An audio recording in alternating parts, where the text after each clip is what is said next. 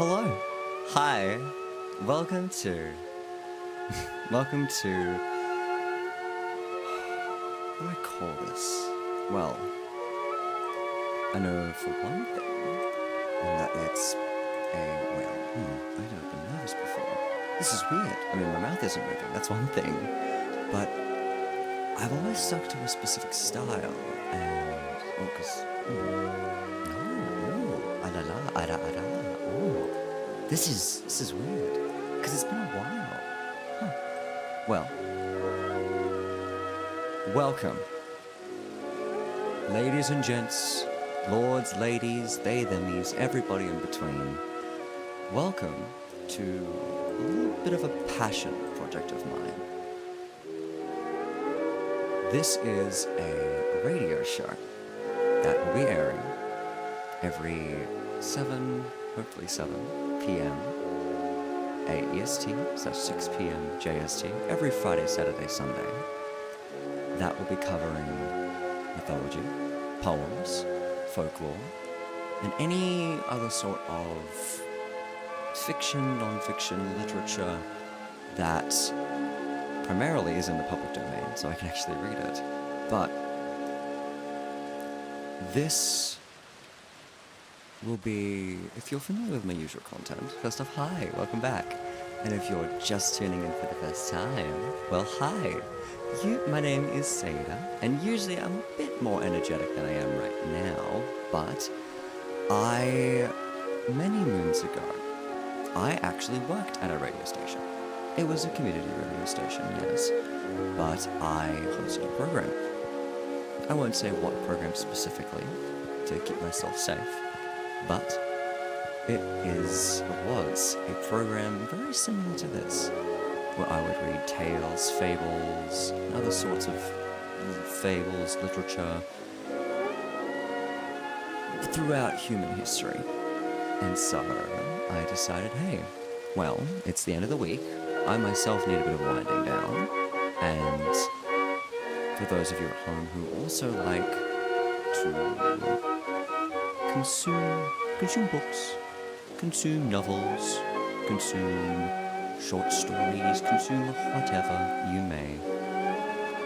But you either want someone there with you, or you want a more auditory experience. This is what this is for. That is what this is for.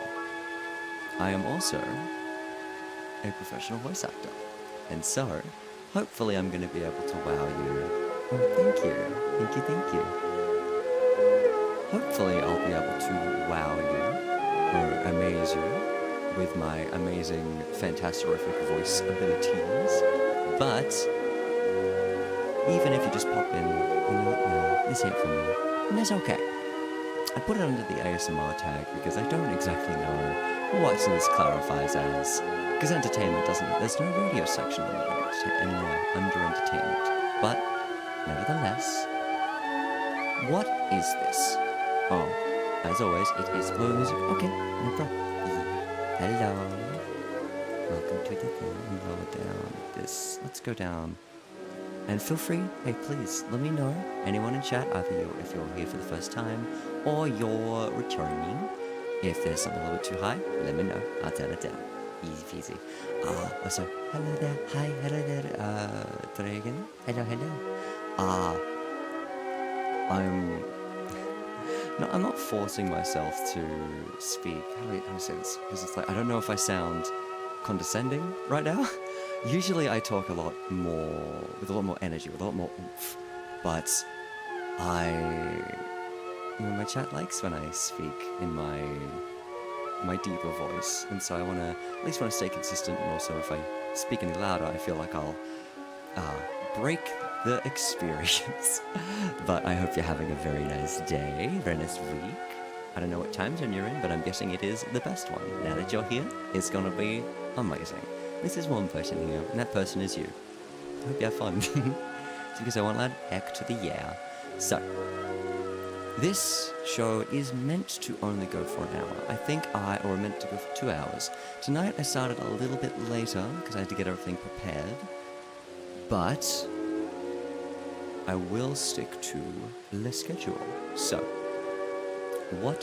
because this is the pilot, I don't have everything figured out right now at least, but expect 3 things.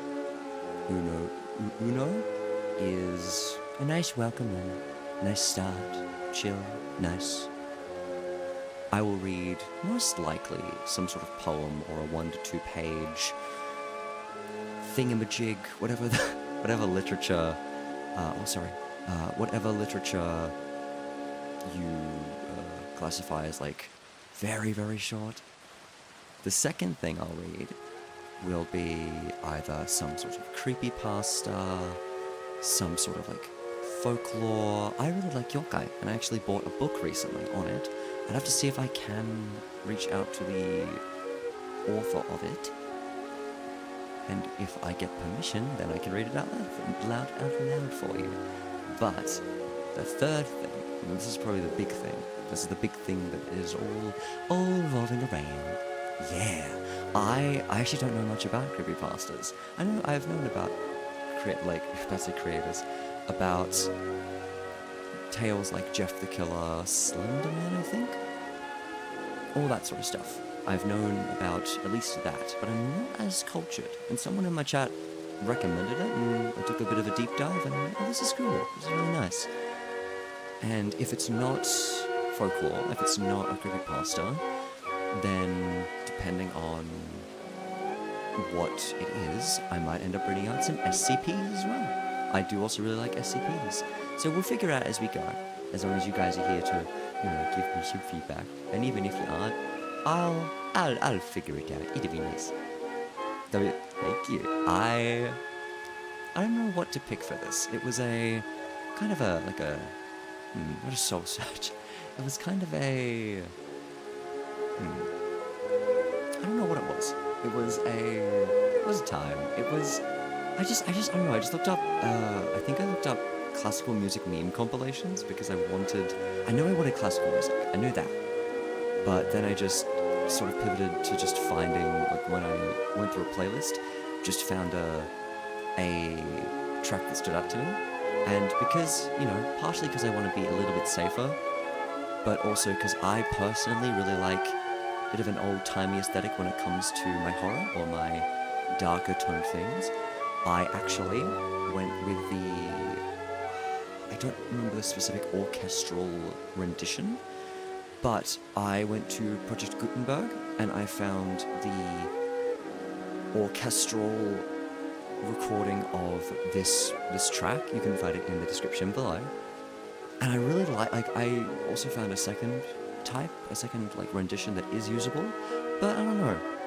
I like this. This is nice. And I'm really glad you enjoyed it as well. It means that the choice was effective. Yeah. Now, the last thing, the big thing, is I am a very big fan of cosmic horror. I like my fairy tales, but I love cosmic horror. And so, at least to start, this third item that I read out will be a lot of Lovecraft, or Lovecraft-adjacent cosmic horror stories. These stories are long. They are very, very long. Give or take. If it's longer than, let's say longer than 100 pages, it'll be here. Other examples include stuff like that aren't actually cosmic horror. Will be stuff like Watership Down, Moby Dick. I don't know about Beowulf because that's 3,000 pages. That's a bit too long. But stories or tales or fables or anything of the sort that is very, very long, that's the overarching literature. And because it's my show and I get to pick what I pick, we're starting with... The mobile viewers can already see this, but King in Yellow. Now, I didn't have exactly enough time to put the QR code on the screen, but if you head to the description below, or actually it might not be in the description, let me quickly grab up the link. I'll put this in the chat. I am going to be using the Gutenberg. A lot of this will be from Gutenberg. This is the public domain copy of The King and I'll. And even though I won't go into specifics of how I acquired it. I didn't, rob anyone, don't worry. But when I was at a specific school, when I was doing a specific level of schooling, I was able to... They had a book section. I was able to grab a book. And one of it was this is for Grimm's Brothers. Well, that'll come down the line, so this is a good explanation regardless. But for when I do stuff like Grimm's Brothers, I own quite an old copy that I don't know if you can find much anymore, of the Grimm's Brothers fairy tales, which I believe was from the Oxford Library. It was a UK library, an English library. It might have been London, but in any case, I acquired this book, and I thought, let me read this. Now, unfortunately, because only I have it, it's just mine. I own the only copy, apparently. It's not super accessible, and I'm also not one with the amount of time, nor one willing to challenge the courts. I don't want to get in trouble. So I thought, okay, well, let me go and find and read out the public domain copy. And so every single piece of literature that I read, whether it be fiction, non-fiction, or something in between, you will be able to read along. I'll post these ahead of time on the Discord server once I revamp it, and on my website, which is, let me grab that here. It's a little bit, I need to actually update this before the next broadcast, but if you would like to see and keep up to date with everything regarding this show, please head on over to the card site. Now, 25 minutes has elapsed. In this broadcast, I am very much going to be focusing on the stories themselves, and usually I very much more interact with chat. However, because of the specific the specific experience that I want to provide, these streams will not really have that much interaction, unfortunately. However, for the first 15, maybe 25 minutes of every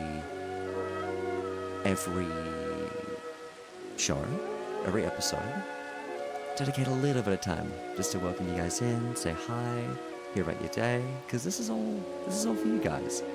I actually wasn't intending to do this originally. I was potentially going to do something else, but when I heard how many people in my usual chat enjoyed this sort of slower paced, more methodical and calmer version of moi, I thought, why not? So even though this is something I want to do, I really hope you guys enjoy this. I really do. Thank you so much, and I really hope you enjoy this. So, instead, because I realized something, I'm like, I'm just immediately diving into the King and Yellow. Actually, what we'll do, because look at me go. What I'm going to do, I've got it prepared on this slide, but on the mobile one, I'll have to change it up really quick in just a second. Zaza. I'll put the link in chat as well. This is The Raven by Edgar Allan Poe. Just as a warm-up. Nice warm-up for the episode. Gonna give this one a read. Now let me quickly just move this out of the way. Let me go ahead and add in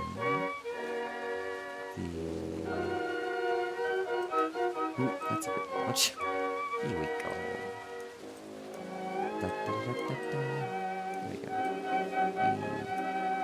Make this here, and then crop it like so. There we go. That's nice. Oh, no problem. It's working as intended. Yippee. Okay. So. Oh, and I will put this as a disclaimer at the start of stream because, hey, if you like this already, just wait until you see the final version of this. There's gonna be more. It'll be this next week as well, but I've got a few more special things prepared. But I'm gonna give this disclaimer just every single broadcast because the content that I am reading out is very old. Now, that in of itself is not a bad thing.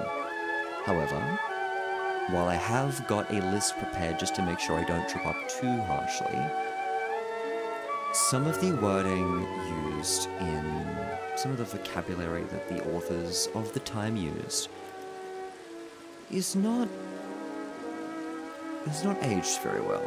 Some terms have changed to become more derogatory or more outright just it will get me banned if I say it. And so also don't say it usually. But I want to preface that if any words from the time might be triggering, if any verbiage might be unsettling to you, I would recommend that you probably don't watch this. I will be changing up words, not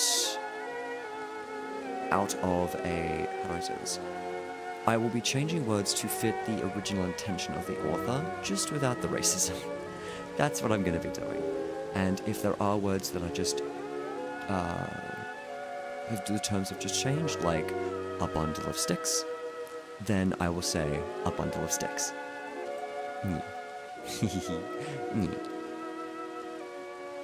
So, with that being said, oh, and if I accidentally say specific words, I ask that you forgive me. I have read these ahead of time, but just in case I do misspoke,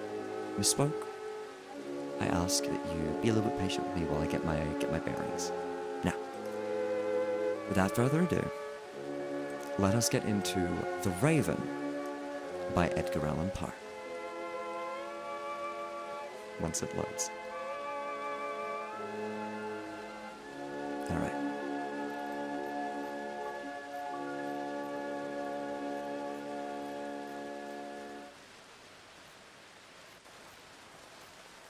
Oh, this is much longer than... Oh, okay. Oh, here we go. Here's the poem. Alright. I will say, this is significantly longer than I remember. Alright. The Raven. Once upon a midnight dreary, while I pondered, weak and weary, over many a quaint and curious volume of forgotten lore, while I nodded, nearly napping, suddenly there came a tapping, as of someone gently rapping at my chamber door. "'Tis some visitor," I muttered, tapping at my chamber door. Only this, and nothing more. Ah, distinctly I remember, it was in the bleak December, and each separate, dying ember wrought its ghost upon the floor. Eagerly I wished the morrow, vainly I had sought to borrow from my books surcease of sorrow for the lost Lenore, for the rare and radiant maiden, whom the angels name Lenore, nameless here forevermore. And the silken, sad, uncertain rustling of each purple curtain thrilled me, filled me with fantastic terrors never felt before, so that now, to still the beating of my heart, I stood repeating, 'Tis some visitor entreating entrance at my chamber door. Some late visitor entreating entrance at my chamber door. This it is, and nothing more. Let me lower this a little bit. There we go.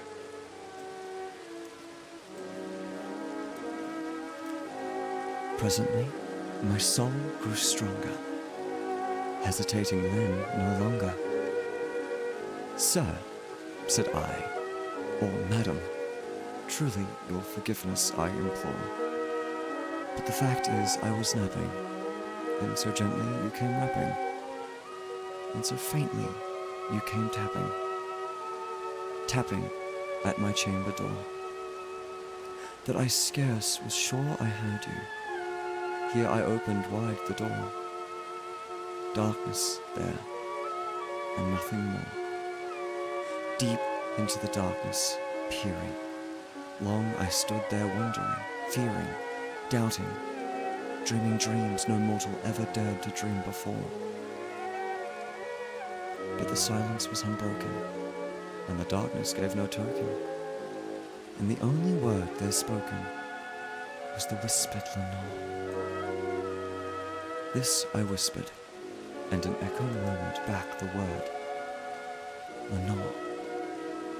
Merely this, and nothing more. Back into the chamber turning, all my soul within me burning. Soon again I heard a tapping, somewhat louder than before. Surely, said I, surely that is something at my window lattice. Let me see then what thereat is, and this mystery explore. Let my heart be still a moment, and this mystery explore. 'Tis the wind and nothing more. Open here, I flung the shutter, when with many a flirt and flutter, in there stepped a stately raven of the saintly days of yore. Not the least obeisance made he, not a minute stopped or stayed he, but with mien of lord or lady, perched above my chamber door, perched upon a bust of Pallas, just above my chamber door, perched and sat, and nothing more. Then this ebony bird beguiling my sad fancy into smiling, by the grave and stern decorum of the countenance it wore.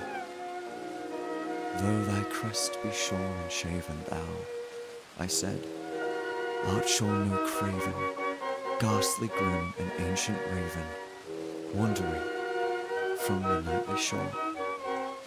Tell me what thy lordly name is on the night's Plutonian shore. Quoth the raven, nevermore. Much I marvelled, this ungainly fowl, to hear discourse so plainly, though its answer little meaning, little relevancy bore. For we cannot help agreeing that no living human being ever yet was blessed with seeing bird above his chamber door, bird or beast upon the sculptured bust above his chamber door, with such name as nevermore. But the raven, sitting lonely on the placid bust, spoke only that one word, as if his soul, in that one word, he did outpour. Nothing further, then he uttered.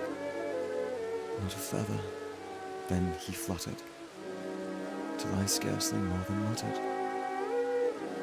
Other friends have flown before. On the morrow he will leave me, as my hopes have flown before. Then the bird said, nevermore. Startled at the stillness broken by replies so aptly spoken. Doubtless, said I, What it utters is its only stock and store, caught from some unhappy master, whom unmerciful disaster followed fast and followed faster till his song's one burden bore to the dirges of his hope that melancholy burden bore of never, nevermore.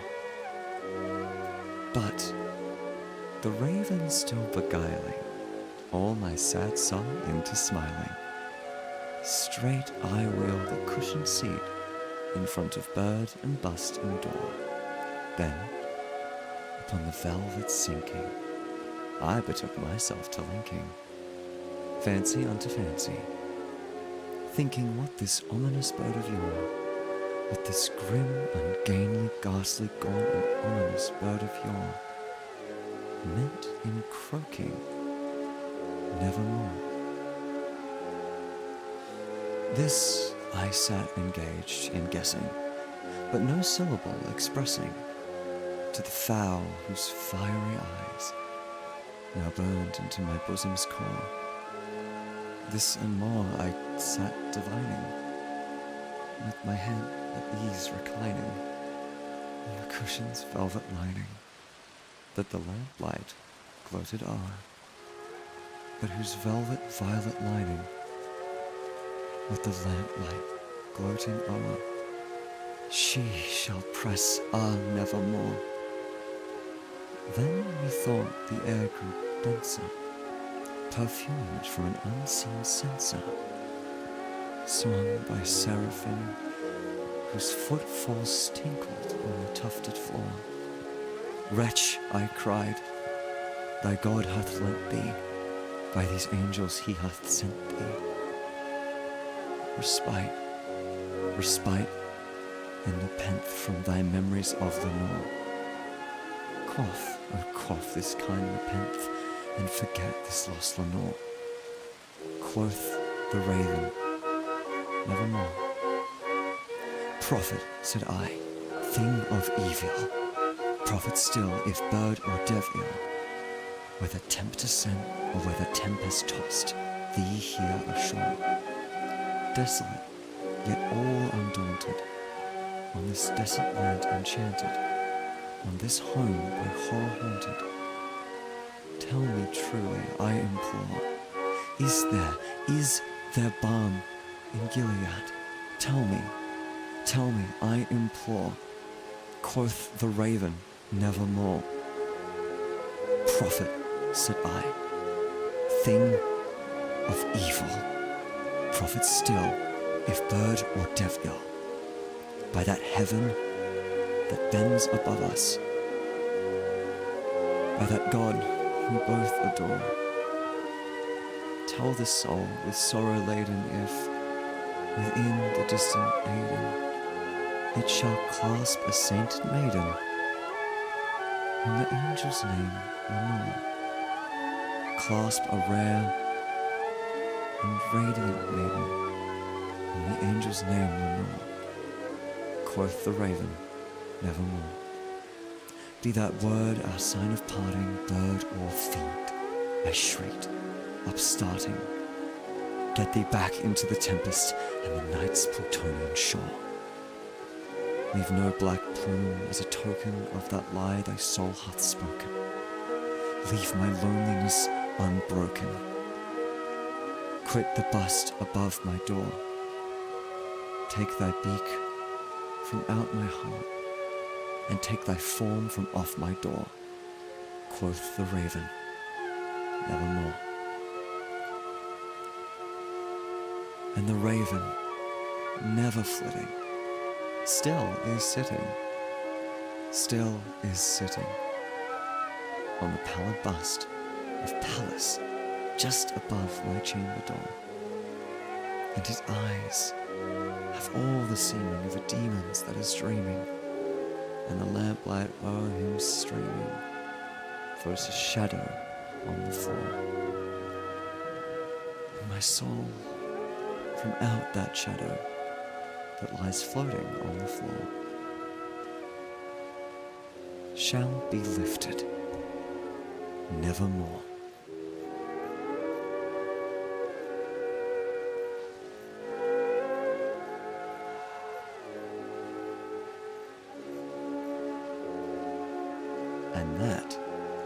is The Raven by Edgar Allan Poe.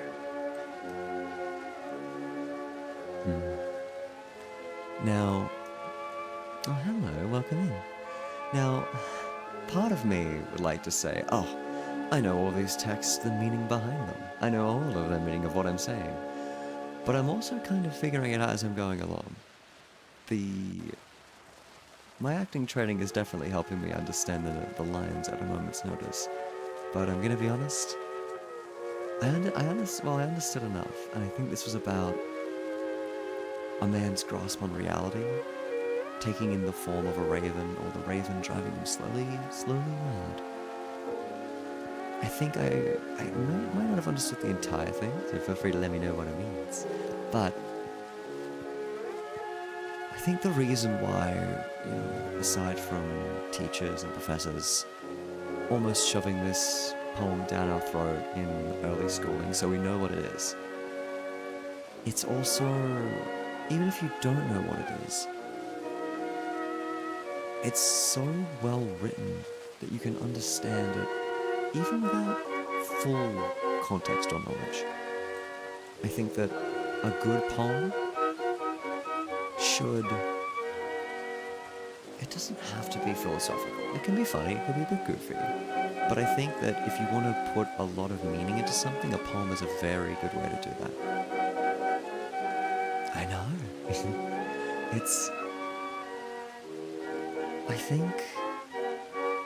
I think if you're trying to get a message across,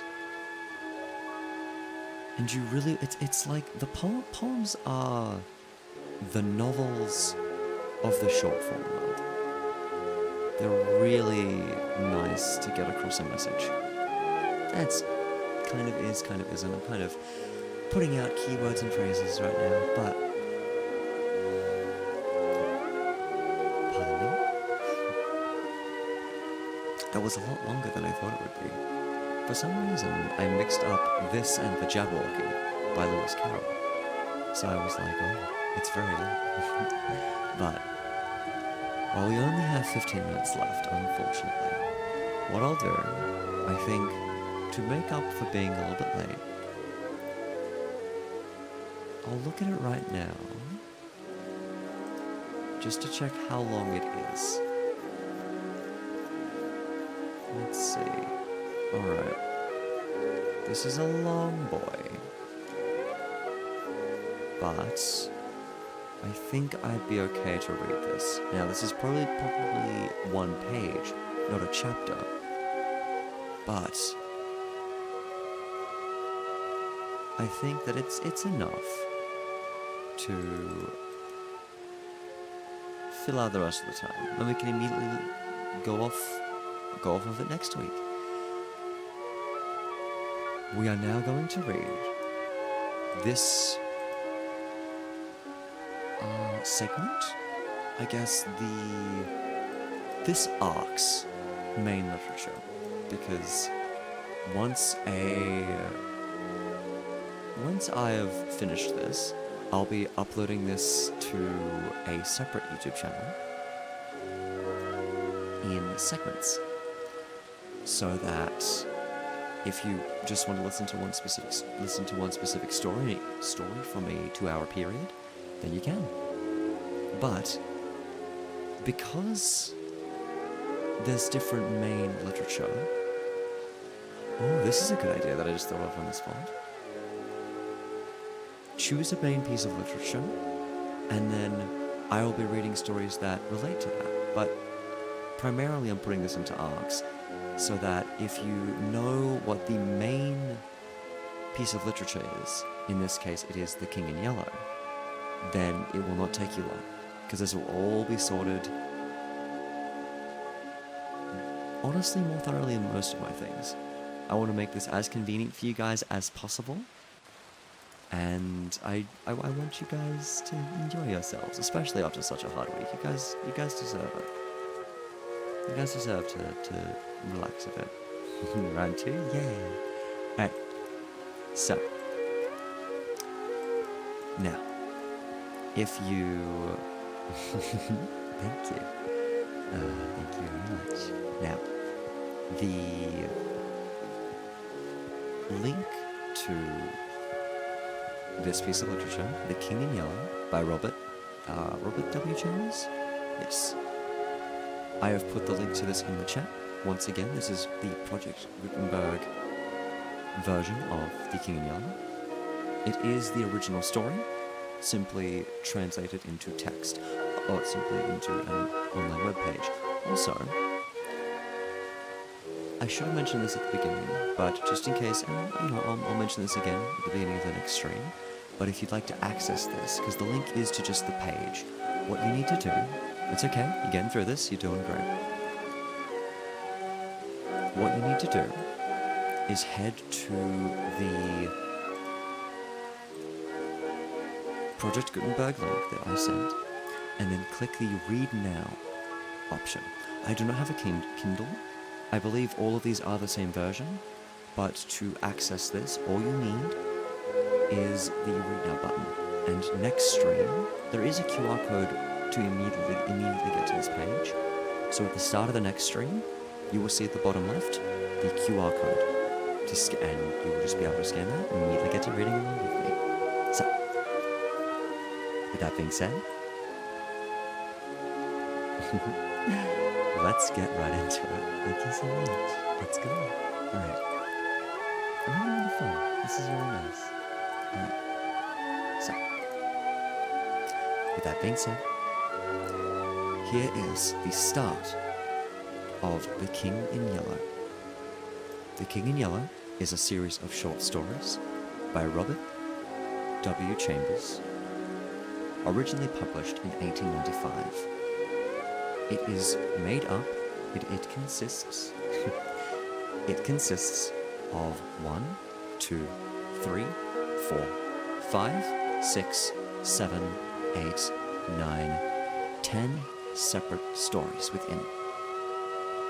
In order, they are The Repairer of Reputations, The Mask, In the Court of the Dragon, The Yellow Sign, The Demoiselle Days, The Prophet's Paradise, The Street of the Four Winds, The Street of the First Shell, The Street of Our Lady of the Fields, and Le Barret.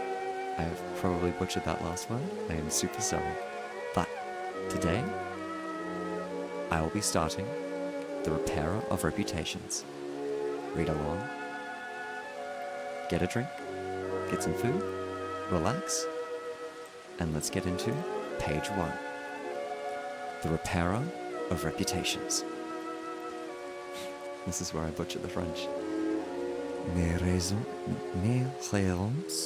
passent les feux, leur foyer Dieu plus intense que la nôtre. Voilà toute la différence. Différence. Toward the end of the year 1920, the government of the United States had practically completed the program adopted during the last month of President Winthrop's administration. The country was apparently tranquil. Everybody knows how the tariff and labor questions were settled. The war with Germany, incident on that country's seizure of the Samoan Islands, had left no visible scars upon the Republic, and the temporary occupation of Norfolk by the invading army had been forgotten in the joy over repeated naval victories and the subsequent ridiculous plight of General von Gartenlaub's forces in the state of New Jersey. The Cuban and Hawaiian investments had paid 100%, and the territory of Samoa was well worth its cost as a coaling station. The country was in a superb state of defense. Every coast city had been well supplied with land fortifications. The army, under the parental eye of the General Staff, organized according to the Prussian system, had been increased to 300,000 men, with a territorial reserve of 1 million, and 6 magnificent squadrons of cruisers and battleships patrolled the 6 stations of the navigable seas, leaving a steam reserve amply fitted to control home waters. The gentleman from the West had at last been constrained to acknowledge that a college for the training of diplomats was as necessary as law schools are for the training of barristers. Consequently, we were no longer represented abroad by incompetent patriots. The nation was prosperous. Chicago, for a moment paralyzed after a second Great Fire, had risen from its ruins, white and imperial, and more beautiful than the White City after a second Great Fire. Oh, that's right. Wait, I lost myself. And more beautiful than the White City, which had been built for its plaything in 1893. Everywhere, good architecture was replacing bad. And even in New York, a sudden craving for decency had swept away a great portion of the existing horrors. Streets had been widened, properly paved and lighted. Trees had been planted, squares laid out, elevated structures demolished, and underground roads built to replace them. The new government buildings and barracks were fine bits of architecture. And the long system of stone quays which completely surrounded the island had been turned into parks, which proved a godsend to the population. The subsidizing of the state theater and state opera brought its own reward. The United States National Academy of Design was much like European institutions of the same kind. Nobody envied the Secretary of Fine Arts, either his cabinet position or his portfolio. The Secretary of Forestry and Game Preservation had a much easier time, thanks to the new system of National Mounted Police. We had profited well by the latest treaties with France and England, the exclusion of foreign-born Jewish people as a measure of self-preservation, the settlement of the new independent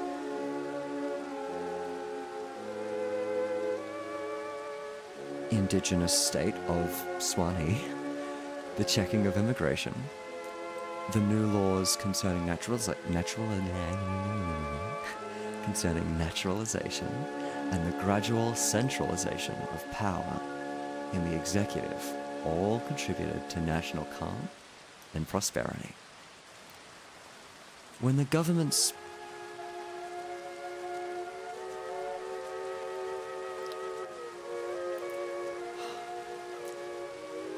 I don't know off the top of my head the right word for this, so this is just territory I'll have to enter into. Let me quickly look it up just to check. Well, you know what? No, this is just how it is. Okay. When the government solved the Indian problem, and squadrons of Indian cavalry scouts in native costume were substituted for the pitiable organizations tacked onto the tail of skeletonized regiments by a former Secretary of War, the nation drew a long sigh of relief.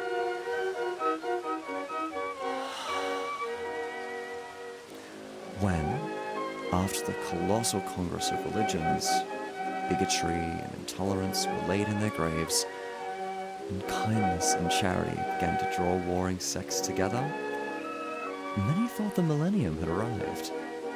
At least, in the New World, which, after all, is a world by itself. Hello. Hi. Also, I realized as well. I'll put this in chat for now. Oh, hi. Bye. Thank you. What I'll do.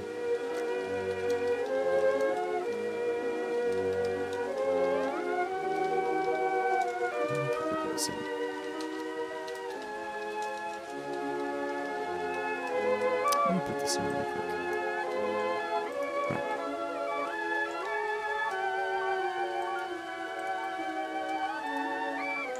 Thank you, medic. Hi. French got the hell. Oui, oui, oui. I'm glad you guys are enjoying this, and thank you for doing my best. Thank you. This is, again, page 1 of The Repairer of Reputations, the first story in The King in Yellow by Robert W. Chambers. Starting again from But Self-Preservation, we're roughly about a third of the way through the first page. Thank you very much. Let's go.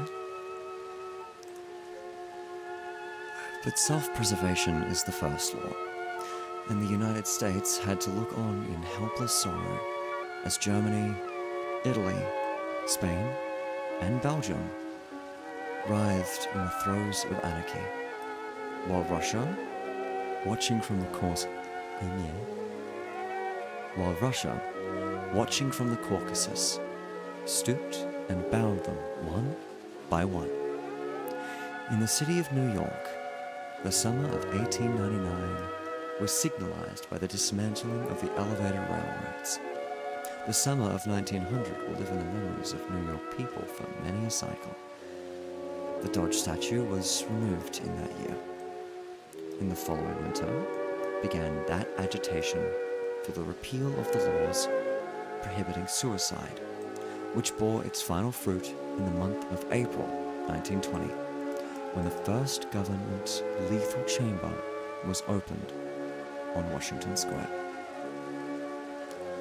I had walked down that day from Dr. Archer's house on Madison Avenue, where I had been as a mere formality. Ever since that fall from my horse 4 years before, I had been troubled at times with pains in the back of my head and neck, but now for months they had been absent, and the doctor sent me away that day saying there was nothing more to be cured in me. It was hardly worth his fee to be told that. I know it myself. Still, I did not grudge him the money. What I minded was the mistake which he made at first. When they picked me up from the pavement where I lay unconscious, and somebody had mercifully sent a bullet through my horse's head, I was carried to Dr. Archer, and he, pronouncing my brain unaffected, placed me in his private asylum, where I was obliged to endure treatment for insanity. At last he decided that I was well, and I, knowing that my mind had always been as sound as his, if not sounder, paid my tuition, as he jokingly called it, and left. I told him, smiling, that I would get even with him for his mistake, and he laughed heartily and asked me to call once in a while. I did so, hoping for a chance to even up accounts. But he gave me none, and I told him I would wait. The fall from my horse had fortunately left no evil results. On the contrary, it had changed my whole character for the better. From a lazy young man about town, I had become active, energetic, temperate, and above all else, ambitious. There was only one thing which troubled me. I laughed at my own uneasiness, and yet it troubled me. During my convalescence,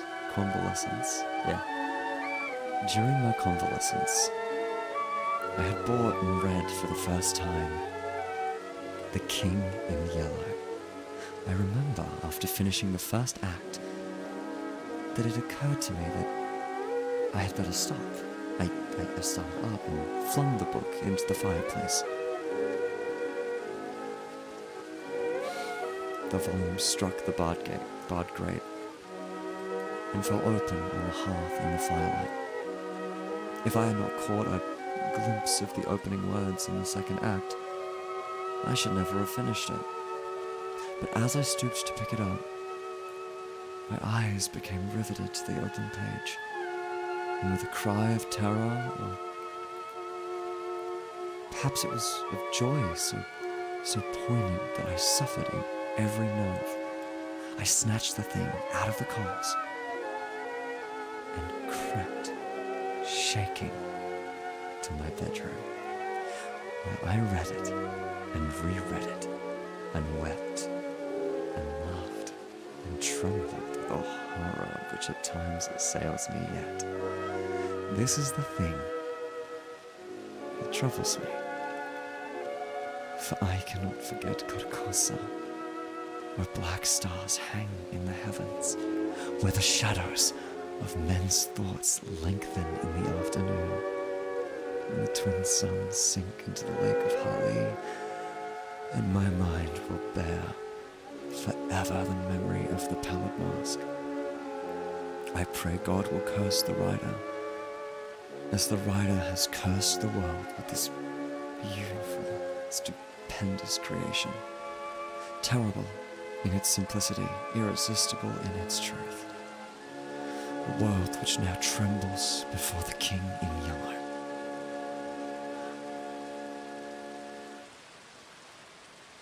Now, when the French government seized the translated copies which had just arrived in Paris, London, of course became eager to read it. It is well known how the book spread like an infectious disease from city to city, from continent to continent. Barred out here, confiscated there, denounced by press and pulpit, censored even by the most advanced of literary anarchists. No definite principles had been violated in those wicked pages, no doctrine promulgated, no convictions outraged. It could not be judged by any known standard. Yet, although it was acknowledged that the supreme note of art had been struck in the King in Yellow, all felt that human nature could not bear the strain, nor thrive on words in which the essence of purest poison lurked. The very banality and innocence of the first act only allowed the blow to fall afterwards with more awful effect. It was, I remember, the 13th day of April, 1920, that the first government lethal chamber was established on the south side of Washington Square, between Wooster Street and South Fifth Avenue. The block, which had formerly consisted of a lot of shabby old buildings, used as cafes and restaurants for foreigners, had been acquired by the government in the winter of 1898. The French and Italian cafes and restaurants were torn down. The whole block was enclosed by a gilded iron railing and covered, and converted into a lovely garden with lawns, flowers, and fountains. In the center of the garden stood a small, white building, severely classical in architecture, and surrounded by thickets of flowers. 6 Ionic columns supported the roof, and the single door was of bronze. A splendid marble group of the Fates stood before the door, the work of a young American sculptor, Boris Hehe, who had died in Paris when only 23 years old. The inauguration ceremonies were in progress as I crossed the University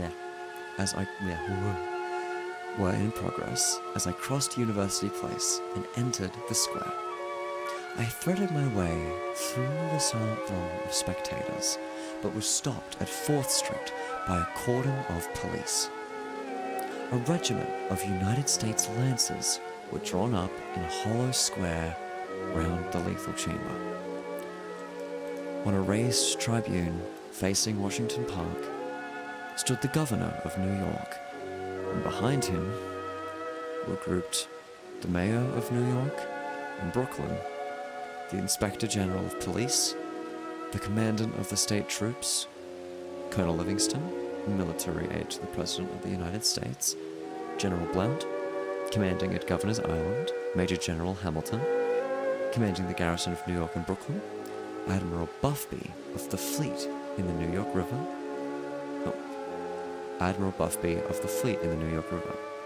Surgeon General Lansford, the staff of the National Free Hospital, Senator Weiss and Franklin of New York, and the Commissioner of Public Works.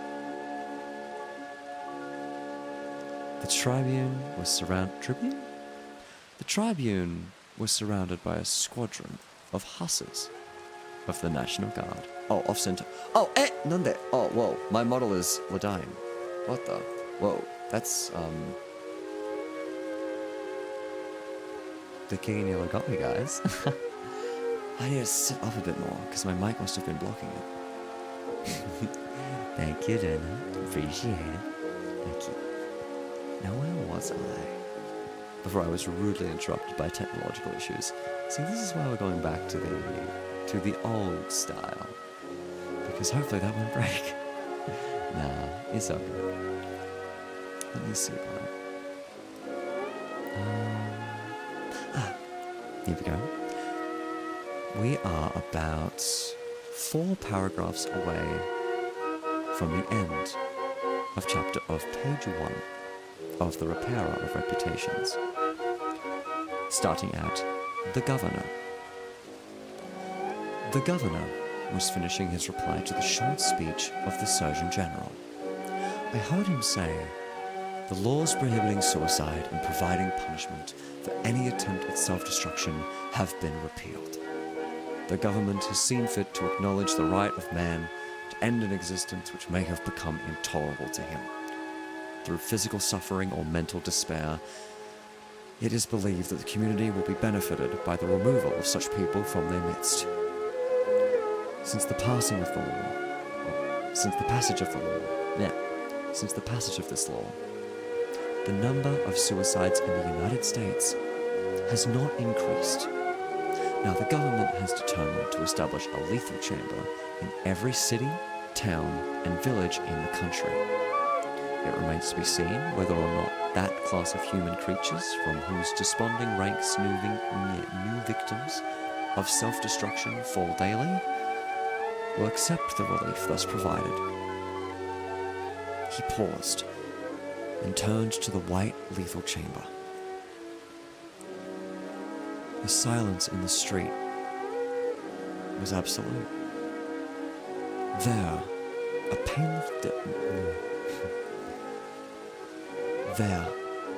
painless death awaits him who can no longer bear the sorrows of this life.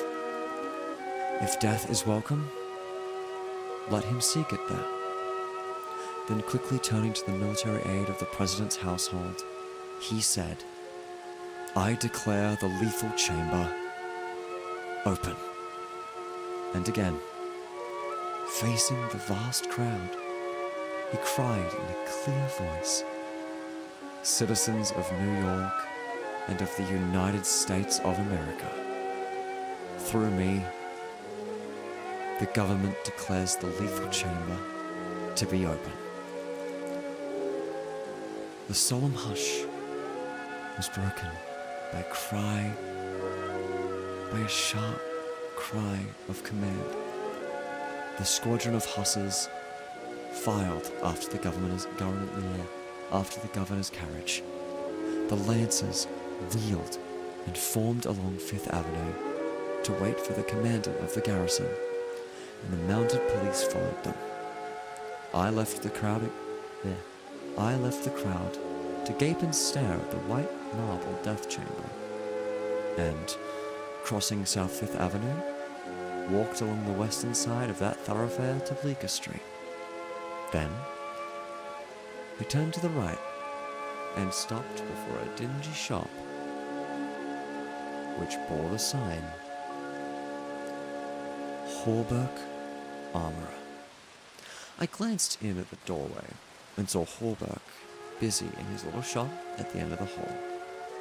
He looked up and, catching sight of me, cried in his deep, hearty voice, "Come in, Mr. Castaigne." Constance, his daughter, rose to meet me as I crossed the threshold and held out her pretty hand. But I saw the blush of disappointment on her cheeks and knew that it was another Castaigne that she had expected. My cousin Louis. I smiled at her confusion and complimented her on the banner she was embroidering from a coloured plate. Old Hallberg sat riveting the worn greaves of some ancient suit of armour, and the ting, ting, ting of his little hammer sounded pleasantly in the quaint shop. Presently, he dropped his hammer and fussed about for a moment with a tiny wrench. The soft clash of the mail sent a thrill of pleasure through me. I love to hear the music of steel brushing against steel, the mellow shock of the mallet on thigh pieces, and the jingle of chain armor. That was the only reason I went to see Hallberg. He had never interested me personally, nor did Constance, except for the fact of her being in love with Louis. This did occupy my attention, and sometimes even kept me awake at night. But I knew in my heart that all would come right, and that I should arrange their future as I expected to arrange that of my kind doctor, John Archer. However, I should never have troubled myself about visiting them. Just then, had it not been, as I say, the music of the tinkling hammer had for me this strong fascination. I would sit for hours, listening and listening, and even when a stray sunbeam struck the inlaid steel, the sensation it gave me was almost too keen to endure. My eyes would become fixed, dilating with a pleasure that stretched every nerve almost to breaking, until some movement of the old armor cut off the ray of sunshine. Then, still thrilling secretly, I leaned back and listened again to the sound of the polished rag. Swish, swish, swish, rubbing rust from the rivets. Constance worked with the embroidery over her knees, now and then pausing to examine more closely the pattern in the coloured plate from the Metropolitan Museum. Who is this for? I asked. Hallberg explained that in addition to the treasures of armour in the Metropolitan Museum, of which he had been appointed armourer, he also had charge of several collections belonging to rich amateurs. This was the missing greave of a famous suit that a client of his had traced to a little shop in Paris in the Quai d'Orsay. He, Hallberg, had negotiated for and secured the greave, and now the suit was complete. He laid down his hammer and read me the history of the suit, traced since 1450 from owner to owner, until it was acquired by Thomas Stainbridge. When his superb collection was sold, this client of Hallberg's bought the suit, and since then, the search for the missing greave had been pushed until it was, almost by accident, located in Paris. Did you continue the search so persistently without any certainty of the greave being still in existence? I demanded. Of course. Of course. He replied coolly. I've got to give him a deep voice. Then for the first time, I took a personal interest in Hallberg. It was worth something to you, I ventured. No. He replied, laughing. My pleasure in finding it was my reward. Have you no ambition to be rich? I asked, smiling. My one ambition is to be the best armourer in the world, he answered gravely. Constance asked me if I had seen the ceremonies at the Lethal Chamber. I'm getting accents mixed up. She herself had noticed cavalry passing up Broadway that morning and had wished to see the inauguration, but her father wanted the banner finished and she had stayed at his request. Did you see your cousin, Mr. Castaigne, there? She asked. Can I do a femme voice? Did you see your cousin, Mr. Castaigne, there? She asked. with the slightest tremor of her soft eyelashes. Blink, blink, blink. No, I replied carelessly. Louis's regiment is maneuvering out in Westchester County. I rose and picked up my hat and came. Are you going upstairs to see the lunatic again? Laughed old Hawberk. If Hawberk knew how I loathe that word. Lunatic. He would never use it in my presence. It rouses certain feelings within me which I do not care to explain. However, I answered him quietly. I think I shall drop in and see Mr. Wilde for a moment or two. Poor fellow, said Constance with a shake of the head. Must be hard to live alone, year after year, poor, crippled, and almost demented. It is very good of you, Mr. Castaigne, to visit him as often as you do. I think he is vicious, observed Hawberk, beginning again with his hammer. I listened to the golden tinkle on the grave plates. When he had finished, I replied, No, he is not vicious, nor is he in the least demented. His mind is a wonder chamber from which he can extract treasures that you and I would give years of our lives to acquire. Hawberk laughed. I continued a little impatiently. He knows history as no one else could know it. Nothing, however trivial, escapes his search, and his memory is so absolute, so precise in detail, that were it known in New York that such a man existed, the people could not honor him enough. Nonsense, muttered Hawberk, searching on the floor for a fallen rivet. Is it nonsense? I asked, managing to suppress what I felt. Is it nonsense when he says that the tassets and quiescents of the enamelled suit of armour, commonly known as the Prince's Emblazoned, can be found among a mass of rusty theatrical properties, broken stoves, and rag pickers' refuse in a garret in Pell Street? Hawberk's hammer fell to the ground, but he picked it up and asked with a great deal of calm how I knew that the tassets and left quiescent were missing from the Prince's Emblazoned. I did not know until Mr. Wilde mentioned it to me the other day. He said they were in the garret of 998 Pell Street. Nonsense, he cried. But I noticed his hand trembling under his leather apron.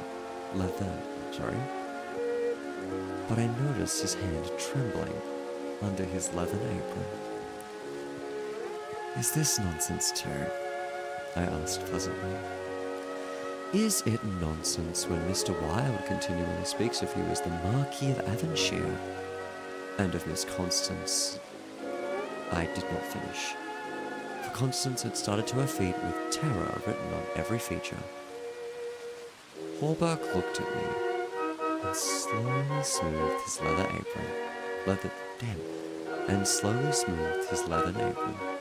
That's a word I've not heard leathern nearly ever in my life. This is crazy. That is impossible, he observed. Mr. Wilde may know a great many things. About armor, for instance? And the Prince's Emblazoned, I interposed, smiling. Yes, he continued slowly, about armor.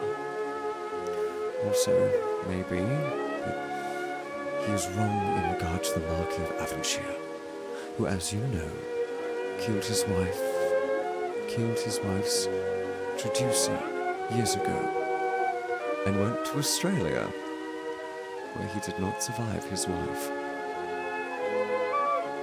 Mr. Wilde is wrong, murmured Constance. Her lips were blanched, but her voice was sweet and calm. Let us agree, if you please, that in this one circumstance, Mr. Wilde is wrong. Oh, wait, this is me.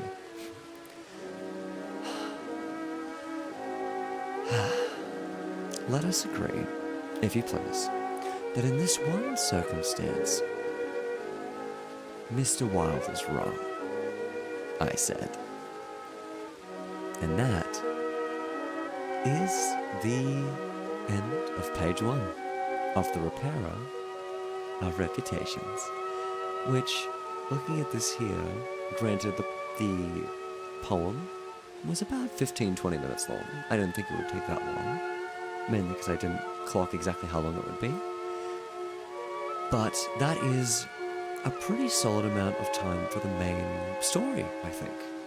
That is doing 2 pages of the main story will be what we do going forward, which it does kind of suck that we start with 1 page that will always be off, unless there's a 3rd page that is a little shorter.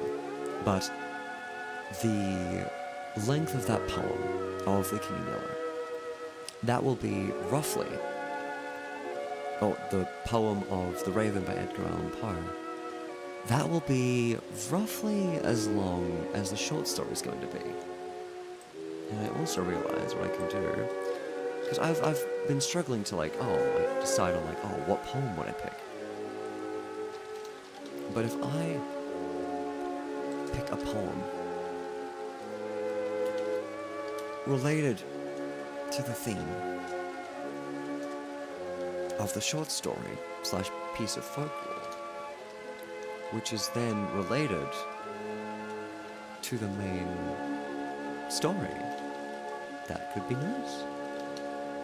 If I can tie a poem which is related to the main theme of the main piece of literature. These fit that perspective arc. Alright. So. Hi Donna. Hey. Yee. We just got finished reading the first page of The Repairer of Reputations. I still have a lot of The Repairer of Reputations left to read. Let's see. Also, congrats on your debut. It was really nice to see. It was really cool. How many pages is The Repairer of Reputations? Is there only 3? Oh. I'm gonna guess it's... Oh, it must be a chapter? Or a part, I don't know. But there are 3... Oh, sorry, phrase my voice. There are 3 pages or chapters in The Repairer of Reputations. And so, that means that roughly, if we get through perhaps two chapters, maybe 3 chapters a stream, that means that roughly 7, 8, that means this will be a 10 episode arc. Wow. But let's start. Oh, okay, let me make put this down here, because I'm speaking lower than I thought I would, but it'll be, I'm learning for next time, which is really nice. These will be going up every single Sunday. At hopefully 7 p.m. So it'll be ending about half an hour before now. Yeah, okay, perfect, alright. And if anyone here would like to, I know it's this is a nice and cozy end to the week. And if you, let's say you only just discovered this now, or let's say you're in like a different time zone, and you really want to listen to me read one of these stories, but you weren't able to catch that specific stream, well, not on my main YouTube channel, for the people that have followed Papa Seira, followed me for Helmst Everlong, I have a separate channel, which I will be adjusting and making live sometime next week, where I'll be taking all of these streams and I will be putting the standalone stories or chapters as their own highlights on that channel. along with timestamps to... Hopefully I'll be able to timestamp this entire stream, but if all goes according to Keikaku, or according to plan, you should be able to find any story, any one of these stories, any episode, any information about the story you want to hear, any information about a story that I've read on this radio show. If all goes according to plan, you should be able to navigate to it in 2 clicks, no matter the platform. So if you're on YouTube, you should just be able to go to playlists and then immediately find the arc that it is a part of. If you're on Twitch, it's a little harder on Twitch, but there'll be the website on the link to the website to my card site on Twitch. And so simply head there, head to the radio show tab, and then you should be able to find the entire archive of this. And if you have any specific... Yeah, this is...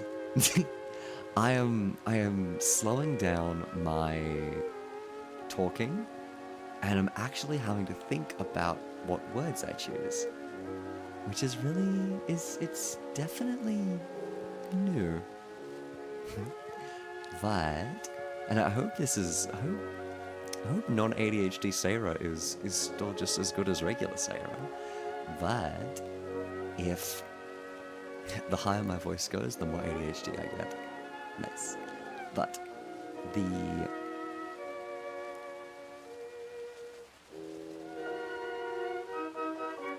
way to access all of this information is available on, yes, the website, on my YouTube and my Twitch, all my usual socials, yes.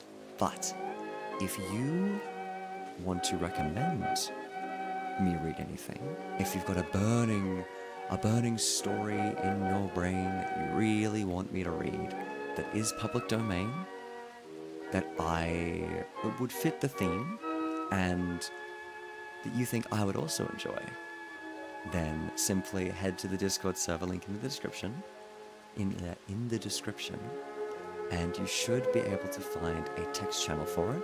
I'll be doing a massive overhaul starting next week, so that, again, you'll be able to find everything within 2 clicks, and this almost functions kind of like a book club.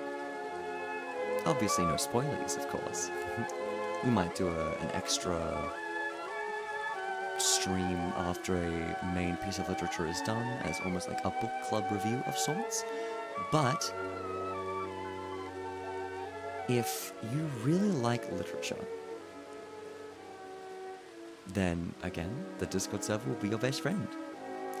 Yeah, I will also, because I'm doing my taxes, hopefully next week, yeah, redeems, I will be doing, I'll be doing them off. Thank you, Dad. I'll be doing up my affiliates, so if you want to throw money at my face, or I guess at my voice, I guess, then you can. You'll be able to.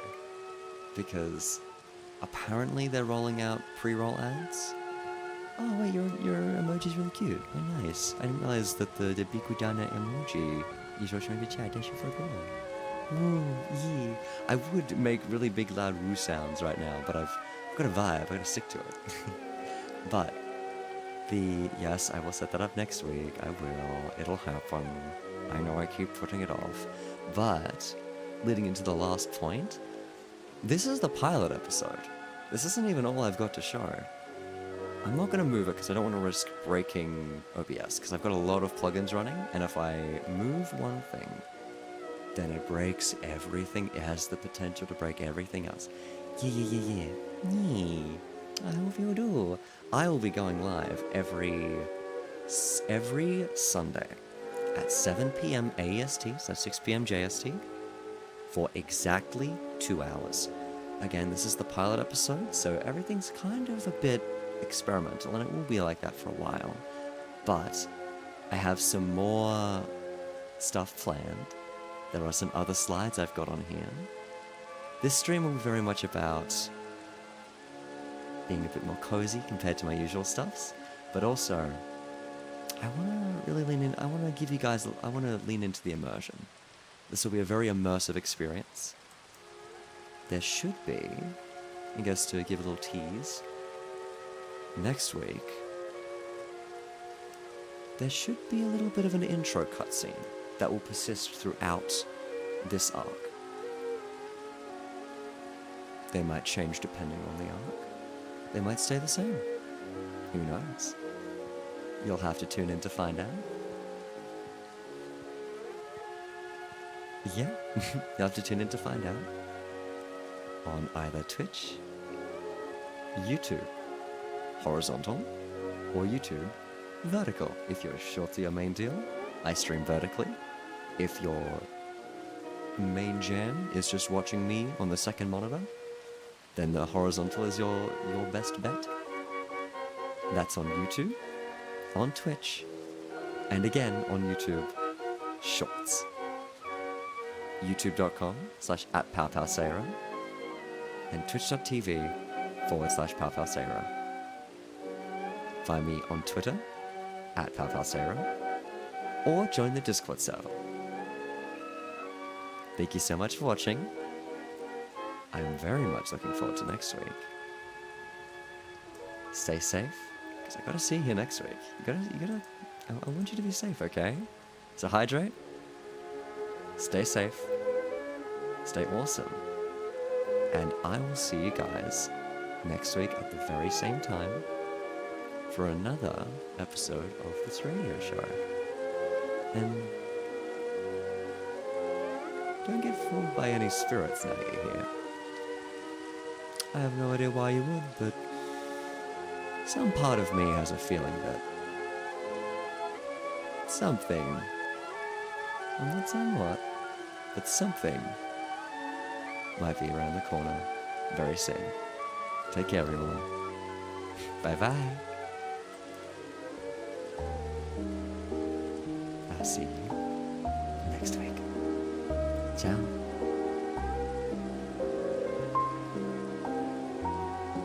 Oh, I stream on Friday, Saturday, Sunday.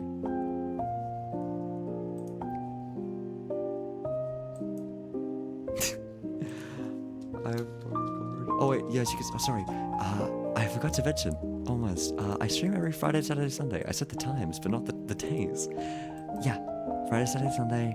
Here, Twitch, both YouTube, horizontal and vertical. Thank you so much. Bye, guys. Ciao.